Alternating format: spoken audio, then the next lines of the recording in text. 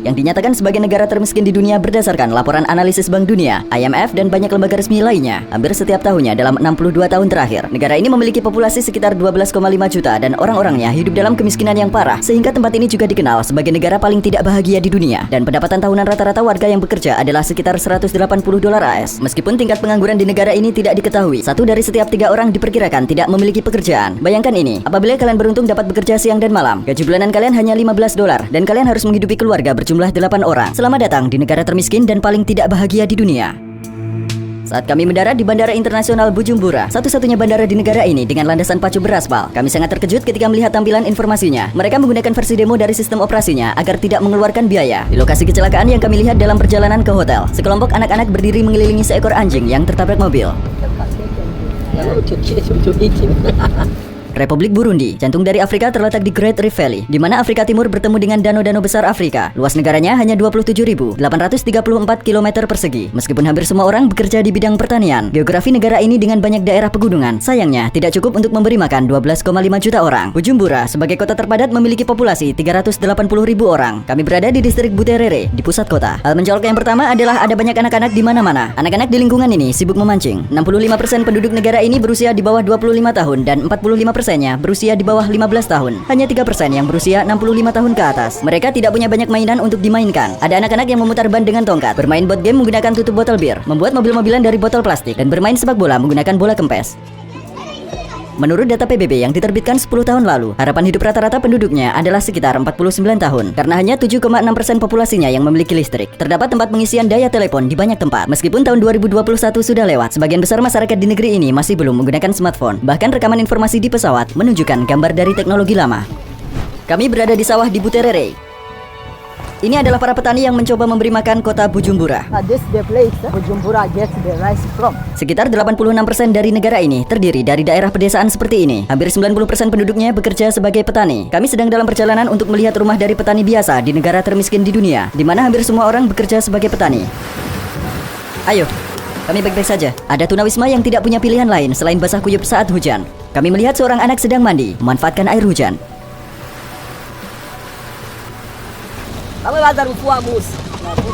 Hello, we can get in the house. Apakah ini rumah mereka? Yeah. Hanya satu kamar? Yeah. It means 8 children, 2 parents. This is their bed, this one. Jadi apakah mereka membentangkan tikar ini dan tidur di atasnya? So they have another one, this for children. So 8 children sleep on this. They took it from the garbage there. Apakah semua anak ini adalah anaknya? Children belong. Siapa namanya? Berapa usia John? He's a farmer. Berapa banyak uang yang dia hasilkan per bulan? Berapa usia anak laki-lakinya yang paling besar? Apa yang dia kerjakan sekarang? He has gone to garbages to collect different things. Terima kasih atas waktu kalian. Apa yang ingin dia katakan di kamera?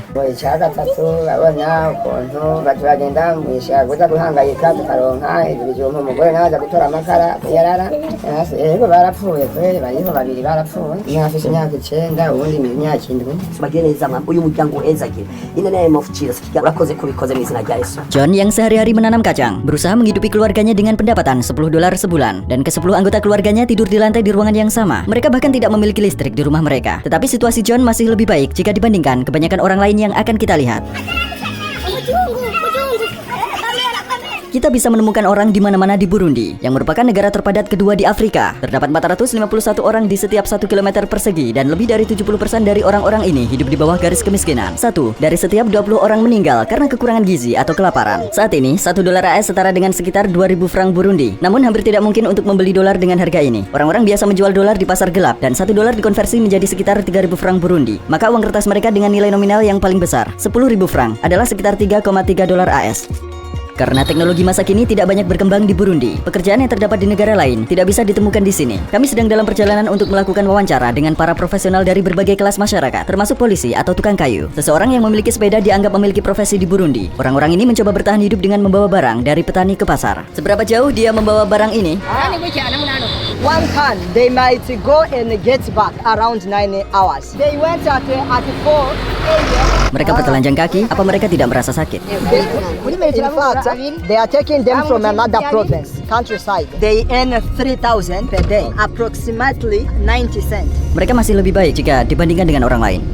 Yeah, but they work hard. Imagine riding from one province to another, lot of kilometers, many hours. They also pay tax for that. Bertelanjang kaki, pakaian yang robek, para pengendara sepeda ini yang harus menghidupi sebuah keluarga dengan banyak anak dengan penghasilan hanya 90 sen sehari, mempertaruhkan nyawa mereka dengan melakukan perjalanan antar kota, terkadang hingga 100 sampai 150 km selama 10 hingga 12 jam setiap harinya. Bawaan seberat 200 kg mendorong sepeda turun dengan kecepatan 70 hingga 80 km per jam. Kegagalan saat mengerem ketika menemui kendaraan lain, tikungan jalan atau pejalan kaki yang muncul tiba-tiba dan juga pecah ban bisa menyebabkan hal yang fatal. Dalam perjuangan untuk bertahan hidup ini, orang-orang menarik sepeda mereka di jalanan menanjak dengan berpegangan pada bagian belakang truk yang lewat untuk menghemat energi dan waktu. Beberapa pengendara sepeda di sisi lain tidak dapat menemukan sesuatu untuk dipegang. Mereka berpegangan pada sepeda di depannya dan kecelakaan tidak dapat dihindari. Menurut otoritas jalan raya, ada sekitar 12.000 km jalan di Burundi, tetapi hanya 14%-nya yang beraspal. Ada orang yang mencuci sepedanya di genangan lumpur yang terbentuk setelah hujan. Beberapa orang mengeringkan pakaian mereka yang terkena hujan di menara transmisi listrik di jalan karena mereka tidak memiliki di rumah. Kami berada di tempat para pengendara sepeda berkumpul dan menikmati makanan mereka di tengah jalan raya. Apa itu? This is sweet potato, 100 Burundian francs. Berapa penghasilannya per bulan? 5,000 Burundian francs, which is around $1.5. Bagaimana dia bertahan hidup? And there are kids that help them selling mushrooms and whatever.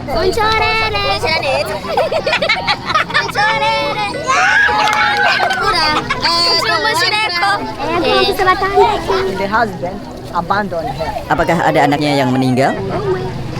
Yeah, one kid, 3 years.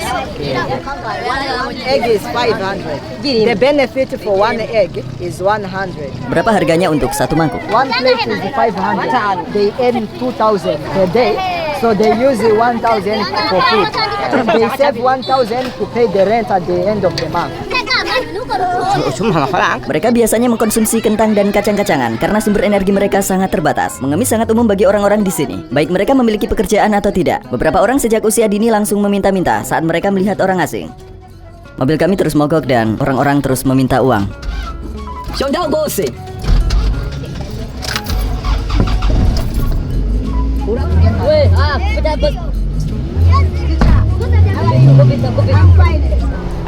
Pohon itu mencegah mobil jatuh dari tebing.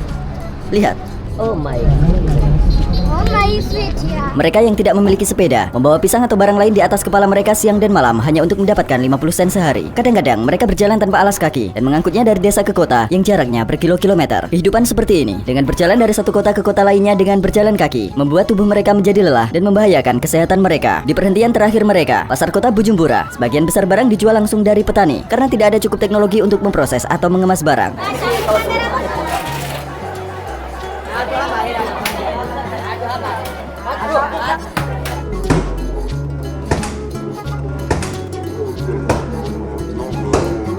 You know, these are the people who transport for other people. Like who can get 1,000.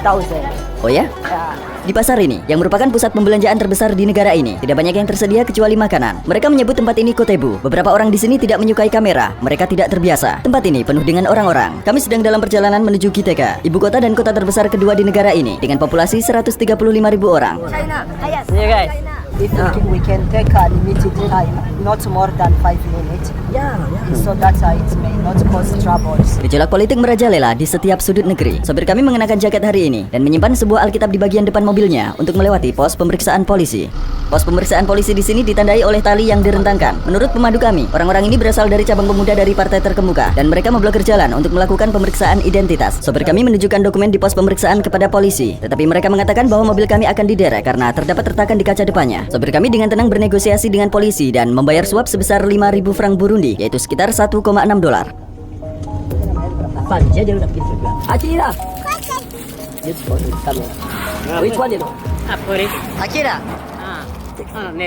he saws the wood. Berapa penghasilannya sebulan? kwezi ntomboje ndashaka kuronka ibihumbi 50 canke 30. Saya rasa kita harus membantunya.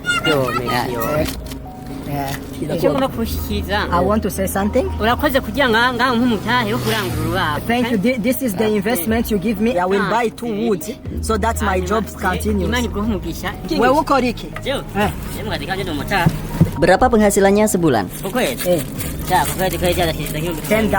Apakah dia mengangkut orang? Yeah, motor taxi. Kami membawa salah satu petugas polisi di dalam mobil untuk memahami bagaimana mereka yang merupakan PNS memenuhi kebutuhan mereka jika mereka tidak meminta suap. Berapa penghasilan seorang polisi sebulan? It is around $14. Tapi mereka juga mendapat penghasilan dari cara yang tidak resmi kan, uang suap. They just get the money to drink beer. They don't get a lot from it. ariko ubasanzwe afata nk'intuze nk'urugendo rwa kure rufata ukora nk'intuja mu ruzi mu yindi bashobora kumara n'amezi atanu utagiye mu ijoro. Berapa lama mereka bekerja sehari?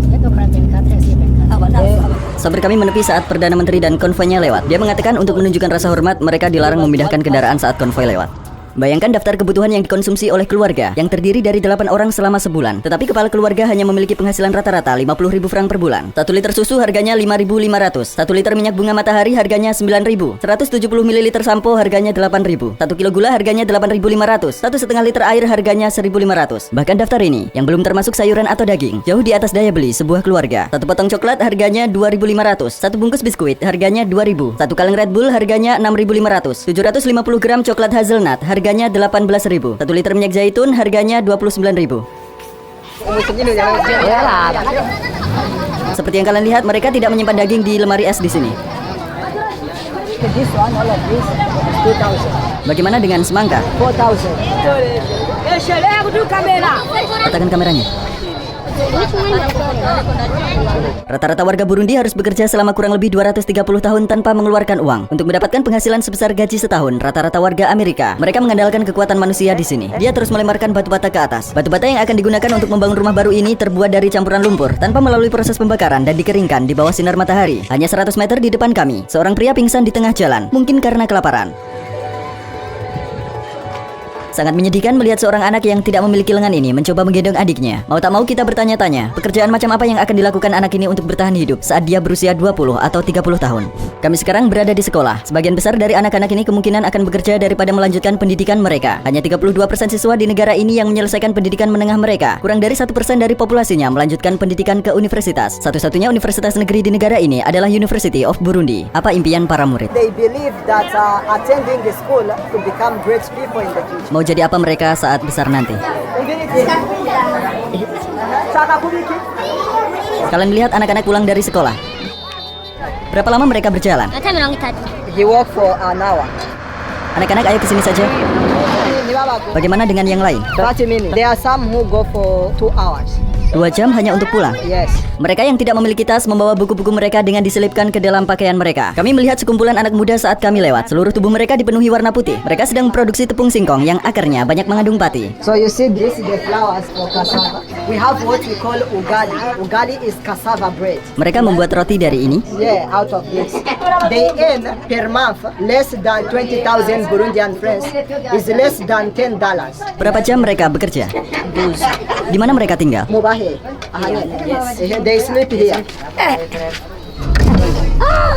30,000. 30,000 years old. Kami mengunjungi tukang kayu. Apakah dia yang membuat barang ini? Doors, cupboards, and something else.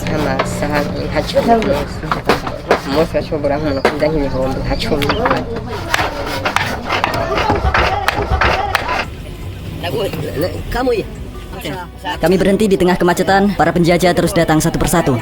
The two of them, I buy it for 2,000. Berapa harga satuannya? This is 1,000. They produce palm oil. Mereka melemparkan biji sawit ke dalam mesin, memisahkan minyak dari bijinya. Kemudian mereka mengisi kolam ini dengan minyak, memasaknya untuk dimurnikan. Kami melihat kegunaannya sebagai makanan dan juga sebagai bahan untuk membuat sabun. Anggaran pemilik toko tidak cukup tinggi untuk iklan profesional. Oleh karena itu mereka mendapat bantuan dari pelukis lokal. Karya seni ini mempromosikan merek mereka sebagai ganti papan toko. Kebutuhan paling mendasar di negara ini ada di tangan perusahaan yang dimonopoli. Hanya ada satu perusahaan yang memproduksi gula, kopi, atau semen. Dan pabrik-pabrik ini dikelilingi oleh tembok setinggi 3-4 meter. Karena mayoritas orang tinggal di pedesaan, kami pergi meninggalkan kota menuju desa untuk melihat kondisi rata-rata di sana. Kami membeli beberapa barang untuk mengurangi beban penduduk desa yang berada dalam kondisi yang sangat buruk. Kami membeli tepung singkong yang cukup untuk memberi makan 30 orang hanya dengan $15. Hari Sabtu adalah hari bersih-bersih umum di negara ini. Dengan dorongan pemerintah, warga Burundi menyapu jalan-jalan dan membersihkan kota hari ini. Di pemakaman kota yang terletak tepat di luar Bujumbura, kita melihat dengan sangat jelas bahwa perbedaan kelas terus berlanjut bahkan setelah kehidupan berakhir. Kalian melihat kuburan orang-orang kaya di belakang saya. Perempuan ini telah membeli ruang pribadi untuk dirinya dirinya sendiri dan tidak ada yang bisa masuk tanpa izin di sini. Yang ini untuk kelas menengah dan ini untuk orang miskin. Dia baru saja menghentikan kami. Polisi membawa kami ke suatu tempat. Dia mengatakan bahwa kami dilarang untuk mengambil gambar di sini dan kami bisa masuk penjara karenanya. Setelah mengambil $50 dari kami, dia mengembalikan paspor kami dan pergi. Pada tanggal 7 Desember 2021, hanya 1 minggu setelah polisi mengancam akan memasukkan kami ke dalam penjara Gitega, kebakaran terjadi di penjara tersebut dan 38 tahanan berakhir tragis dalam kebakaran itu. Menurut statistik, Burundi merupakan negara terburuk ketiga di dunia dalam kecelakaan terkait kebakaran. Berapa usianya? Ofisinya Kinga. Ini kecil sekali ya kan? Ya. Dan ada banyak nyamuk di sini dan juga banyak lagi di sini. Di mana dia tidur? It is here. She puts something here and slept. Dari sisi ini hingga sisi ini dengan keempat anaknya. Her husband died and 3 other children died, so she remains with 1 boy. Apakah dia bisa bertahan dengan uang yang didapatnya dari mengemis? In fact, she begs food, not money. Jadi ini adalah makanan yang dia dapatkan dari meminta-minta kan? Dan pisang di sana. Jadi ini adalah makanannya hari ini. It's enough, ya? Mari berikan satu lagi. Mau? Ya. Hai. Oke, maaf. Berapa usianya? Dia tidak tahu berapa usianya. Apakah dia tidur di sana? Yes. Dan di mana dia memasak? Yeah, it is the same place. Ini adalah semua pakaiannya. These are his clothes. Dia memasak di sini, dia memiliki beberapa kayu di sana. Kalian melihat beberapa panci dan wajan. Dia hanya memiliki sepasang sepatu, pakaiannya berantakan. Kalian mungkin bertanya-tanya, berapa banyak pakaian yang ada di lemari pakaiannya? Sebenarnya, dia bahkan tidak memiliki lemari pakaian. Ini merupakan kondisi tempat tinggal dan kondisi kehidupan pria ini. This is his son. Apa pekerjaannya? He brings food for cows. Apa dia memiliki sepeda? No, he carries.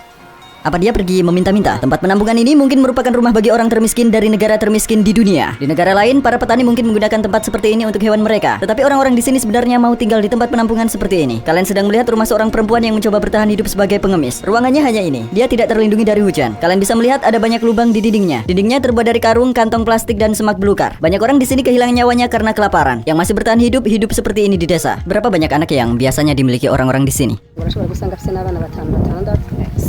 Lalu berapa anak yang dia punya? So she's not sure of her kids, how many they are. Dia tidak tahu. She thinks they were 6 because they all went away. She doesn't know. Apa dia menjual hasil tanamannya? No, we just cultivate for eating. Orang-orang di sini sudah berhenti berusaha mencari uang karena infrastruktur ekonomi di negara ini tidak cukup berfungsi. Mereka membeli barang dengan cara barter. Mereka tidak menggunakan uang tapi menukarkan apa yang mereka tanam. Apakah dia tahu kita sekarang ada di tahun berapa? Murazi umwaka turimo. She don't know. Bahkan perempuan muda itu, No. mereka bahkan tidak membawa uang kan? Mereka bahkan tidak mengetahui mata uangnya. They don't even have information what is happening. Their job is to cultivate and eat what they cultivate. Banyak jenis pohon yang telah ditanam. Penduduk desa di sini tidak menunggu tanahnya berat dan beristirahat, tapi mereka terus menanam karena mereka sangat lapar. Ini adalah satu-satunya cara orang bisa mendapatkan sesuatu untuk dimakan. Mungkin jagung manis ini tumbuh 2 kali lebih lambat dari biasanya dan faktor seperti ini menambah masalah baru pada masalah kelaparan mereka. So this is his wife. Mari menemui mereka bersama. Kami sedang bersama sebuah keluarga muda. Apa mereka memiliki anak? They have 1 kid.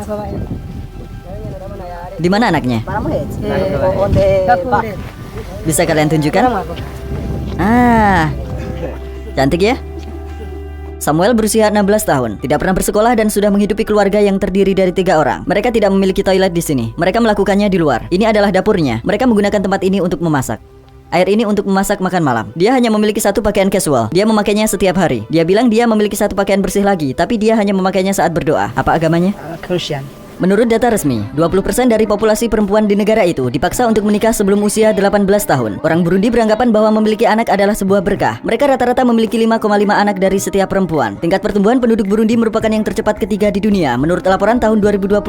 Selain itu, cukup umum bagi beberapa pria dari generasi sebelumnya untuk memiliki 25 hingga 30 anak dari lebih dari 1 perempuan. Karena di Burundi protein biasa tidak dikonsumsi dalam jumlah yang cukup. Burundi adalah negara ketiga di dunia yang populasinya paling sedikit mengkonsumsi daging menurut data PBB. Negara kedua yang paling sedikit memakan daging adalah India, dan yang pertama adalah Bangladesh. Orang-orang di kedua negara tersebut kebanyakan adalah vegetarian. Rata-rata konsumsi daging harian per orangnya hanya 14 gram, dan konsumsi daging hanya merupakan sekitar 2% dari total konsumsi makanan. Kurangnya sumber nutrisi penting seperti zat besi, vitamin A, zodium, dan seng menyebabkan penurunan IQ dan defisit pertumbuhan serta perkembangan fisik. Anemia juga sangat umum di masyarakat. Menurut analisis Program Pangan Dunia, 1 dari setiap 5 anak kehilangan nyawanya sebelum mencapai usia 5 tahun karena alasan ini. Menurut WHO, hanya ada 1 dokter untuk setiap 35.000 orang di Burundi. 2 juta orang yang tinggal di sini belum pernah ke rumah sakit seumur hidup mereka. Kami akan menuruni bukit sekarang untuk kembali ke Bujumbura. Tapi kami selalu memegangi rem tangan dengan 1 tangan karena dia tidak mempercayai rem mobilnya. Sangat berbahaya. Kami berhenti untuk mengisi bensin setelah mengendarai mobil yang remnya meragukan. Setelah mengantri panjang, kami membeli bensin seharga 80 sen per liter, yaitu 2.400 franc. Hari ini kondisi di kota sangat kacau. Sebuah keluarga yang terdiri dari 4 orang sedang menggunakan satu sepeda sebagai alat transportasi untuk menghadiri kebaktian gereja pada hari Minggu. Kami berada di salah satu kebaktian minggu yang diselenggarakan oleh gereja. Itu adalah salah satu kegiatan di mana masyarakat dapat bersosialisasi dengan mudah. Sekitar 84% penduduknya beragama Kristen, 2,5% Muslim, dan sisanya percaya pada dewi yang disebut Imana, yang merupakan bagian dari kepercayaan lama mereka, atau tidak percaya pada agama apapun. Kalian sekarang akan mendengar musik tradisional Burundi. Mereka juga akan menari. Lagu dalam bahasa Kirundi ini yang merupakan bahasa mereka sendiri, dulu digunakan untuk memanggil musuh untuk berperang.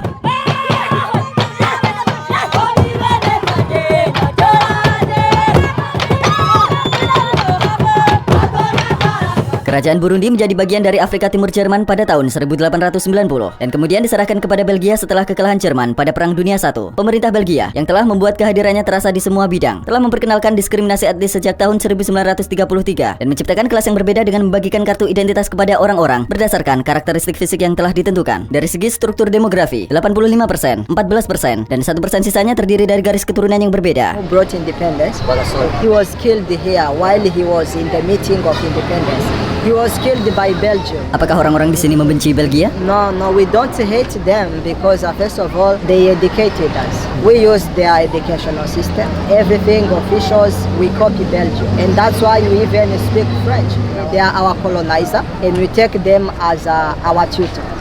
Meskipun penjajahan Belgia yang berlangsung hingga 1 Juli 1962 secara resmi telah berakhir dan Burundi telah mendeklarasikan kemerdekaannya, orang-orang di sini masih diwajibkan untuk membawa kartu identitas untuk menunjukkan asal suku mereka, dan konflik ini yang berlanjut hingga 2005 telah mengakhiri nyawa sekitar 300.000 orang di negara ini. Orang-orang di sini menganggap diri mereka beruntung karena orang Belgia telah membawa agama Kristen kepada mereka. Sebuah peribahasa Afrika yang terkenal mengatakan, ketika para misionaris datang ke Afrika, mereka memiliki Alkitab dan kami memiliki tanah. Mereka berkata, mari kita berdoa. Kami memejamkan mata. Ketika kami membuka mata, kami memiliki Alkitabnya dan mereka memiliki tanah kami. Selain anak-anak yang kehilangan orang tuanya karena peristiwa naas yang terjadi di masa lalu atau karena AIDS, banyak juga anak-anak yang ditelantarkan oleh keluarganya karena ketidakstabilan ekonomi. Menurut organisasi SOS Children Village, saat ini jumlah yatim piatu di negara ini adalah 610.000. Itu adalah 5% dari total populasi di negara ini. Semua anak yatim ini biasanya dipaksa untuk bekerja. Sebagian besar dari mereka dipaksa untuk melakukan hal-hal yang tidak pantas dan sebagian dijual seperti barang. Menurut penelitian resmi dari Departemen Luar Negeri AS, beberapa anak Burundi dibawa ke Karamoja, salah satu daerah miskin di Uganda, dan dipaksa untuk bekerja di pertanian atau melakukan pekerjaan yang tidak pantas. Pada tahun 2020, pemerintah dan masyarakat sipil melaporkan bahwa para pedagang menjual anak-anak di pasar di wilayah timur Karamoja dengan harga sekitar 50.000 siling Uganda atau kira-kira $15.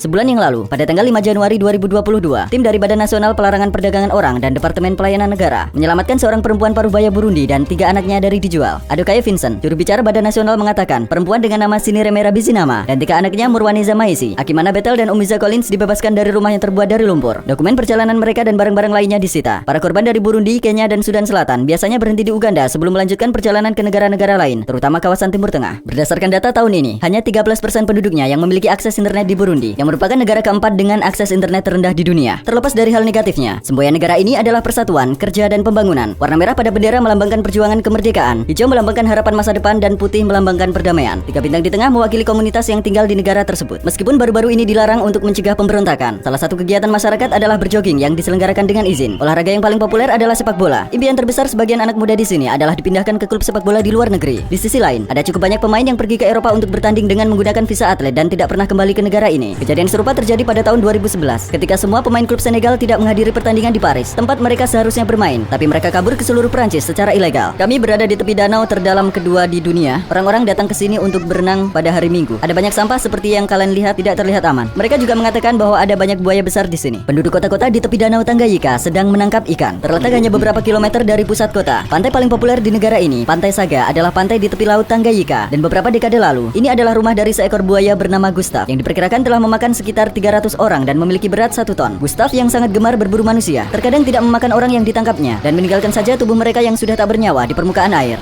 Gustav, 12 meters. Oh. It's used to eat a lot of food.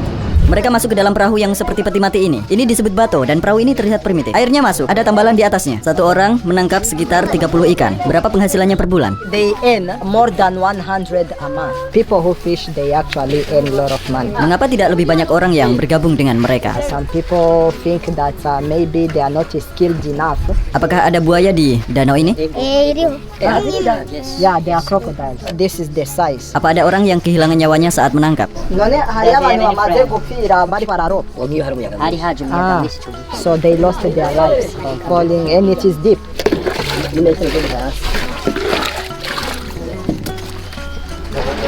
Para nelayan yang berpengalaman dapat mengetahui tempat yang bahaya dengan bantuan gelembung yang naik ke permukaan.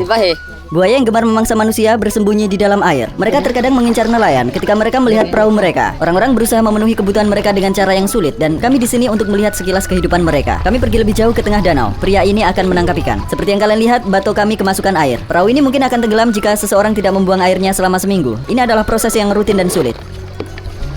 Mereka mengatakan ada banyak buaya di sini, tetapi bahkan anak-anak sudah terbiasa dengan gaya hidup ini. Ini adalah kehidupan sehari-hari bagi mereka, dan ini adalah cara mereka bertahan hidup. Hidup itu keras di Burundi, meski tidak banyak yang mengetahuinya. Danau Tanganyika yang sangat penting ini menyimpan sekitar 16% cadangan air tawar dunia. Danau ini juga merupakan danau terdalam kedua di dunia. Sekarang di saat banyak tempat di dunia mulai kekurangan air minum, danau yang menyimpan 16% dari cadangan air tawar dunia mungkin akan dieksploitasi secara liar dalam beberapa dekade mendatang. Produk ekspor utama Burundi adalah kopi, teh, kapas, kentang, kacang-kacangan, tepung singkong, jagung, dan pisang. Negara ini menjual produknya ke Belgia, China, Uganda, Kenya, Arab Saudi, dan India. Pada tahun 2020, negara ini menghasilkan sekitar 161 juta dolar dari ekspor, tetapi menghabiskan 908 juta dolar untuk impor. Biasanya selisih antara keduanya tidak terlalu besar di negara lain, tetapi tingkat defisit akun di Burundi berkali-kali lebih tinggi daripada rata-rata dunia. Dan 50% dari apa yang mereka jual adalah emas. Uni Emirat Arab membeli emas dari Burundi dan menjualnya ke dunia dengan harga yang jauh lebih mahal, dengan memberikan nilai tambah pada produk tersebut. Ketika Presiden Burundi Pierre Nkurunziza memutuskan untuk maju kembali dan berhasil memenangkan masa jabatan yang ketiga yang bertentangan dengan hukum, negara ini dikritik habis-habisan oleh dunia barat. Kemudian Burundi diembargo oleh dunia barat karena permasalahan politik pada tahun 2015 dan kehilangan hubungan ekonomi mereka. Meskipun Burundi terletak dekat dengan Katulistiwa, negara ini memiliki iklim yang sedikit lembab karena ketinggiannya. Suhu rata-rata sepanjang tahun tidak banyak berubah dan berkisar di antara 24 derajat Celcius. Negara ini mengalami musim hujan 2 kali setahun, antara September-November dan Februari-Mei. Daerahnya yang berupa pegunungan serta semakin banyaknya jumlah pohon yang ditebang telah membuat negara ini rentan terhadap bencana banjir. Banyak rumah di Burundi telah hancur karena meningkatnya jumlah banjir dalam beberapa tahun terakhir, dan tanah pertanian mereka yang merupakan sumber pendapatan mereka turut hancur. Di kota Gatumba, warga telah kehilangan 90% harta mereka akibat banjir pada April 2020.